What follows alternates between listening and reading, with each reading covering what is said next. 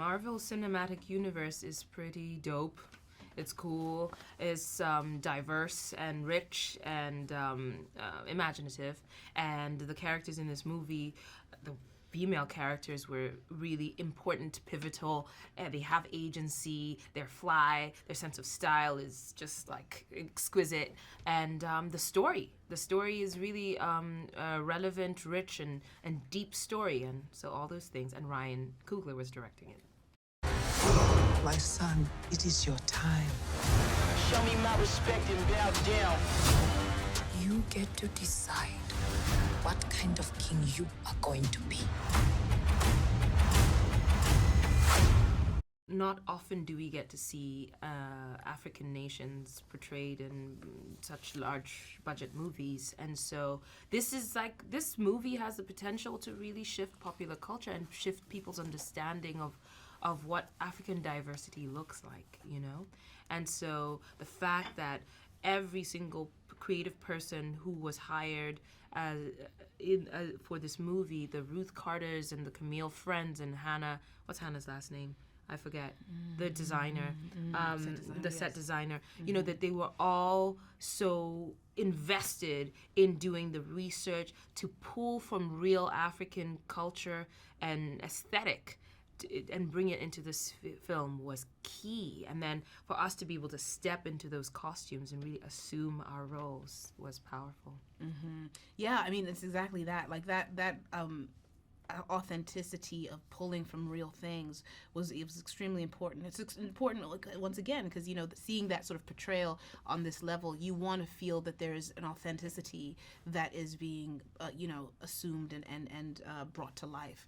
And so once again, that sort of feeling of when you sit down and you learn the vision of the world, knowing that that's going into it was very important, and it was really exciting to see how then the artistry of how they brought those things to life, as Lupita just said, it just made it something, as I was mentioning earlier, walking into one of the rooms that Hannah created was one of the most thrilling moments for me on that set, because it was like, wow, this is some epic work. Don't freeze. I never freeze.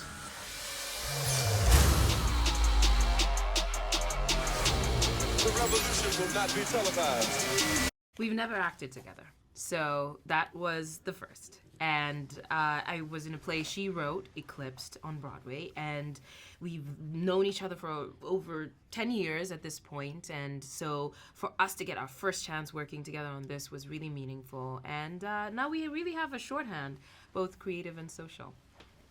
Yeah, big time. I mean, it was very exciting. I mean, I'd seen her work, of course, and so luminously portrayed in my play, which allowed me to be like, wow, you know, when you see something portrayed better than you wrote it, like, it's kind of like, wow, that's talent, that's ability, and of course the hard work that she puts into everything, the specificity, the complete commitment. So as the actor part of you wants to work with an actor like that. So getting to work with her was really exciting, and we had a really, really good time doing this. Like, we had a real blast.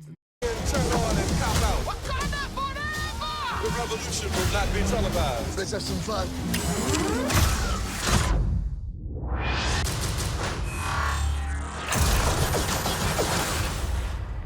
The idea of Ryan directing it was extremely thrilling. I was kind of always proud of him from a distance. I'd never met him, but I just thought he was amazing, the trajectory that he'd pursued and how he pursues such powerful storytelling in intimate ways. And I loved that about him. And so sitting down with him, but, you know, being that, you know, we're both from the continent, you know, I've been involved with storytelling from an African female perspective. So, I wanted details, you know what I mean? I wanted to understand what the treatment would be. I understood the stunningness of the Marvel world, but I wanted to understand the specifics of bringing an African story into a realm and how that would feel and look.